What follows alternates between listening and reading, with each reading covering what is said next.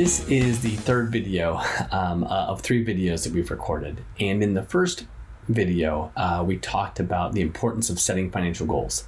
In the second video, we talked about the importance of paying yourself first.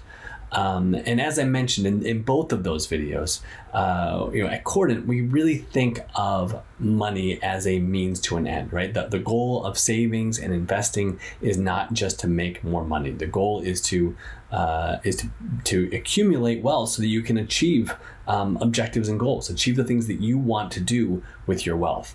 It is a tool that can be used to achieve things. So we think it's really important to treat it that way. So I really encourage you, if you haven't already, to watch those first 2 videos, and then come back to this one, because I think it's really important to start with that financial goal setting and recognizing the importance of paying yourself first. Okay, with that said, what I want to talk about now is 2 things. Number 1 is I want to talk more about prioritization. So I know we talked about prioritizing paying yourself first in that second video, but now I want to talk about prioritizing your financial objectives and goals in general. And the other thing I want to talk about is staying on track.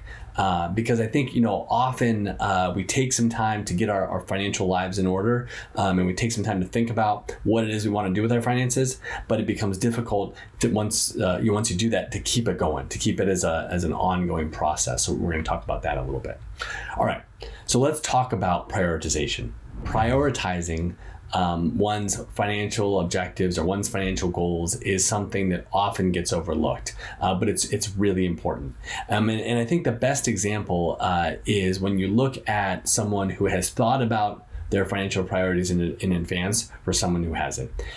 Because what happens is we are inevitably going to face times in our life that are going to be financially difficult. There are going to be times where there's not enough of your paycheck to cover everything. So it really helps to have thought in advance about what is most important, right? So that when those times come, you don't have to waste the mind space. It's already probably pretty fatigued by whatever's going on in your financial life that's causing you to have to cut something.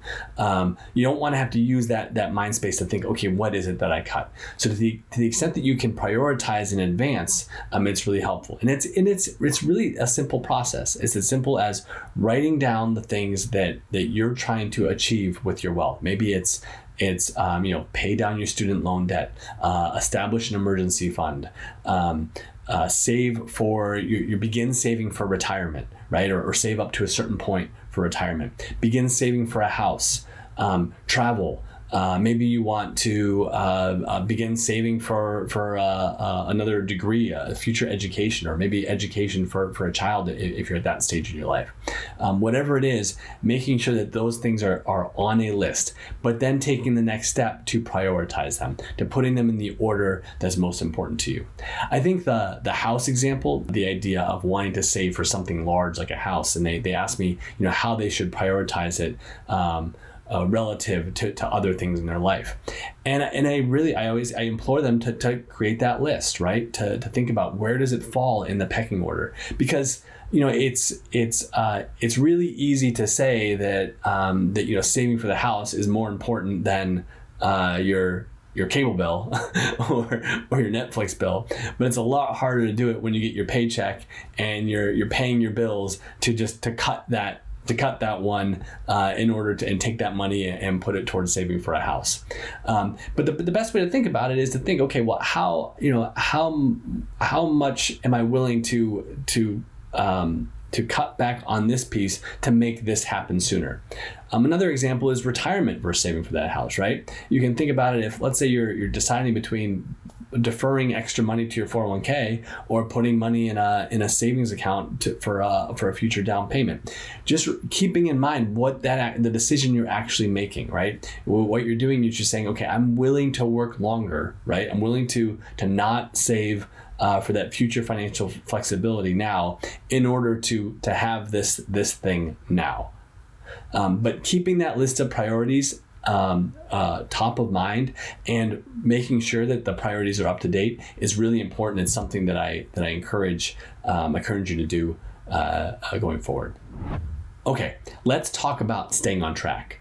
Because this is another really important piece of it. Once you've thought about what you're saving for, once you've prioritized, how do you, and once you've begun doing the things that you need to do to start making that happen, how do you stay on track with it? And I think there are a few things that are really important to keep in mind, or that are helpful to keep in mind as you think about how you can get yourself to a place where you're staying on track. Number one is automating your savings. This is something that has become easier and easier to do with technology, right? You usually can set it up so that a portion of your paycheck goes directly to your savings account. You may even be able to direct some to a savings account, some to a different account, maybe an account that is set aside for saving for a down payment or for a future education expense. So to the extent that you can automate savings, the better. The extent that you don't have to think about it, you don't actually have to take that action, the better, because the more likely it is to happen, right?